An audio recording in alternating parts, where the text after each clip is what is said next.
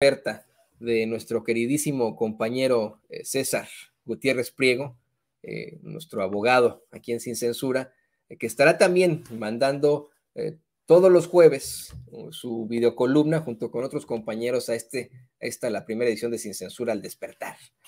Vamos a ver y escuchar al queridísimo licenciado César Gutiérrez Priego.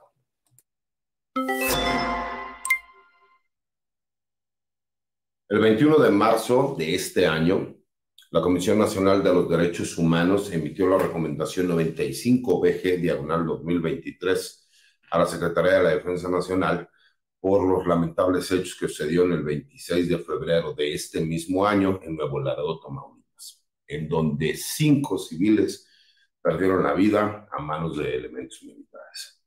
Lo que me llama poderosamente la atención es que el procedimiento de derechos humanos en este país en contra de elementos militares, navales y policíacos es en sí violatorio de derechos humanos. ¿Y por qué lo digo así? Porque pudimos observar en diferentes medios de comunicación que el subsecretario de Derechos Humanos de la Secretaría de Gobernación, Alejandro Encinas, salió abiertamente a hablar de que los elementos militares habían asesinado a 5 jóvenes que se encontraban desarmados.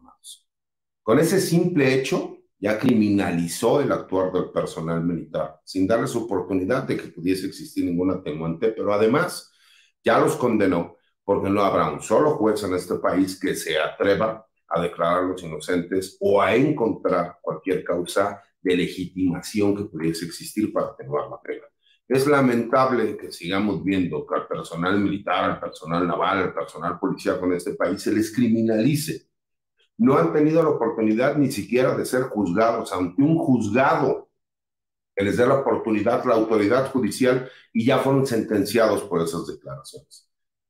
Cuando nosotros nos damos cuenta de que en el país la inseguridad que hemos vivido en las últimas décadas, que hemos heredado y que ha tenido que ver la necesidad de que las Fuerzas Armadas vengan a hacer funciones de seguridad pública como coadyuvantes y que por primera vez en la historia es legal, porque ya se encuentra en el artículo 5º transitorio de la Ley de la Guardia Nacional, pues nos damos cuenta que tiene que haber un cambio en lo que es la misma Constitución, en el artículo 123, apartado B, porque los hace ciudadanos de segunda categoría a los elementos de las Fuerzas Armadas y a los elementos policíacos.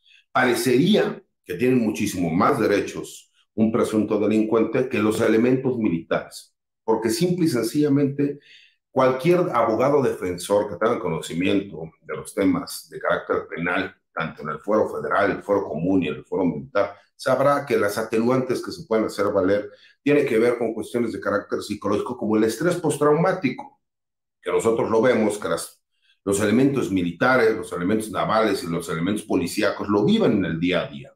¿Por qué? Porque hay zonas de alto conflicto, como en específico el estado de Tamaulipas.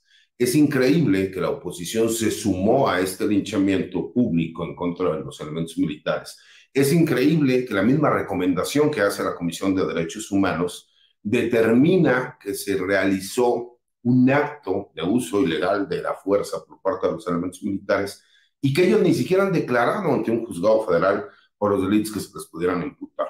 Creo que valdría la pena que le hiciéramos un llamado al señor presidente en su calidad de comandante supremo de las Fuerzas Armadas. No abandone a los elementos militares, señor presidente. No permitamos, ¿no?, que se hagan comentarios en donde se viole el debido proceso, porque lo que hizo desafortunadamente el subsecretario de Derechos Humanos, Alejandro Encinas, sería suficiente para que cualquier presunto delincuente terminara liberado por esa violación al debido proceso y a los derechos humanos. Es increíble que le pidamos al personal militar que respete el debido proceso y los derechos humanos de los presuntos delincuentes, cuando en México sistemáticamente se le viola el debido proceso y los derechos humanos. Soy el licenciado César Gutiérrez Priego.